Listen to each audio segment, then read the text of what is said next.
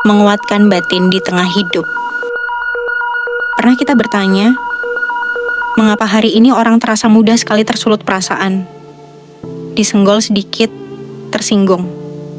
Dipandang sebentar, merasa direndahkan. Bahkan perbedaan kecil bisa merusak hubungan yang sudah lama terjalin. Padahal, kalau kita menengok ke belakang, masyarakat kita dulu dikenal lebih tenang, lebih ramah. Kalau tidak sengaja bersenggolan, cukup berkata pelan, maaf ya, dan selesai. Lalu, apa yang berubah? Mungkin jawabannya bukan di luar, melainkan di dalam cara kita merespons hidup. Bagian 1, menerima kenyataan. Di dalam budaya Jawa, ada satu pegangan hidup yang sederhana, tapi dalam. Namanya Nerimo ing Pandum. Nerimo artinya menerima.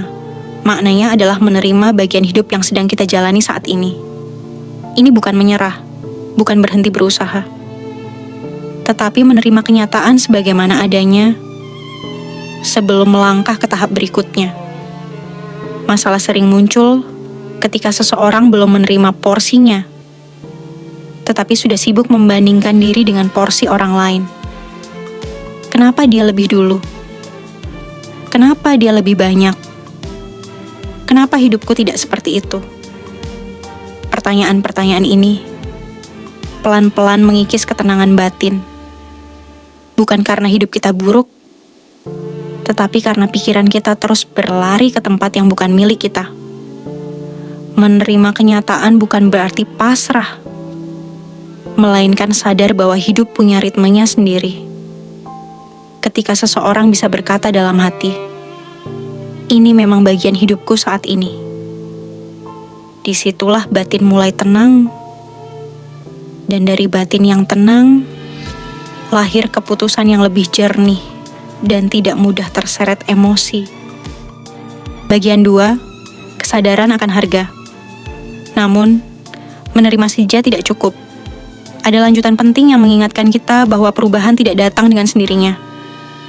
Prinsip itu dikenal sebagai Jarbasuki Mowo Beyo.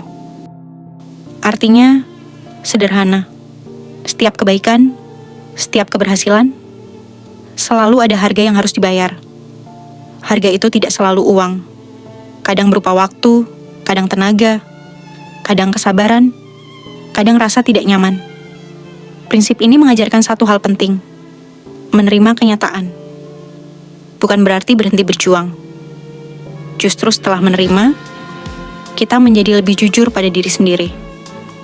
Bahwa perubahan membutuhkan usaha, tanpa ilusi, tanpa jalan pintas. Ketika seseorang sadar akan harga yang harus dibayar, ia menjadi lebih realistis, tidak mudah iri, tidak mudah marah. Karena ia tahu setiap hasil memang menuntut proses. Bagian 3, menjalani proses. Setelah menerima kenyataan dan siap membayar harga, muncullah prinsip berikutnya. Alon-alon asal kelakon, artinya pelan-pelan, asal teraksana. Ini sering disalahpahami sebagai alasan untuk lamban, padahal maknanya justru sebaliknya. Prinsip ini mengajarkan agar kita tidak tergesa-gesa, tidak ceroboh, tidak dikendalikan emosi sesaat. Hidup bukan lomba cepat-cepatan. Hidup adalah perjalanan panjang yang membutuhkan konsistensi. Sedikit demi sedikit, asal terus berjalan. Pelan, tapi tetap maju. Dengan cara ini, kita belajar menghargai proses. Tidak mudah putus asa saat hasil belum terlihat. Karena kita sadar, yang penting bukan seberapa cepat, tetapi seberapa bertahan. Bagian 4, ketegasan. Saat dibutuhkan. Lalu, apakah ini berarti kita harus selalu lembut dan menghindari konflik? Tidak. Ada satu prinsip yang justru tegas dan berani. Rawe-rawe rantas malang-malang putung. Maknanya sederhana. Ketika rintangan sudah menghadang, jangan lari. Hadapi, selesaikan. Ini bukan tentang kekerasan. Ini tentang keberanian batin. Setelah menerima kenyataan, siap membayar harga, dan berjalan dengan sabar, akan ada saatnya kita harus berdiri tegak dan tegas. Hidup tidak selalu bisa diselesaikan dengan mengalah. Ada momen di mana kita perlu bersikap jelas, menuntaskan yang harus dituntaskan, dan tetap menjaga integritas diri. Penutup, 4 pegangan hidup ini sebenarnya membentuk satu alur yang utuh. Pertama, menerima kenyataan agar batin tenang. Kedua, sadar bahwa perubahan butuh pengorbanan. Ketiga, menjalani proses dengan sabar dan konsisten.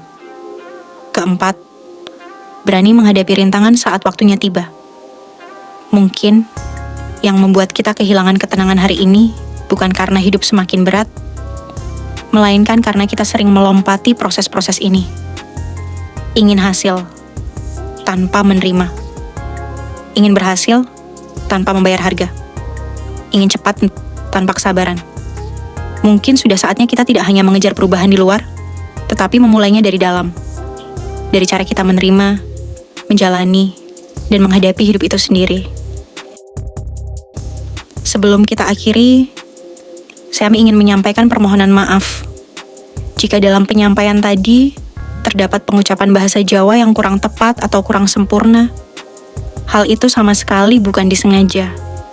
Video ini tidak dibuat untuk menggurui atau mengklaim kebenaran, melainkan sebagai pengingat sederhana bahwa bangsa Indonesia memiliki falsafah-falsafah hidup yang lahir dari pengalaman panjang dan kearifan leluhur. Falsafah ini bukan untuk diperdebatkan, melainkan untuk direnungkan. Dan bila terasa selaras, boleh dipraktikkan dalam kehidupan sehari-hari. Terima kasih sudah meluangkan waktu untuk menyimak hingga akhir. Semoga obrolan ini memberi ruang jeda dan sedikit ketenangan di tengah hiruk-pikuk hidup kita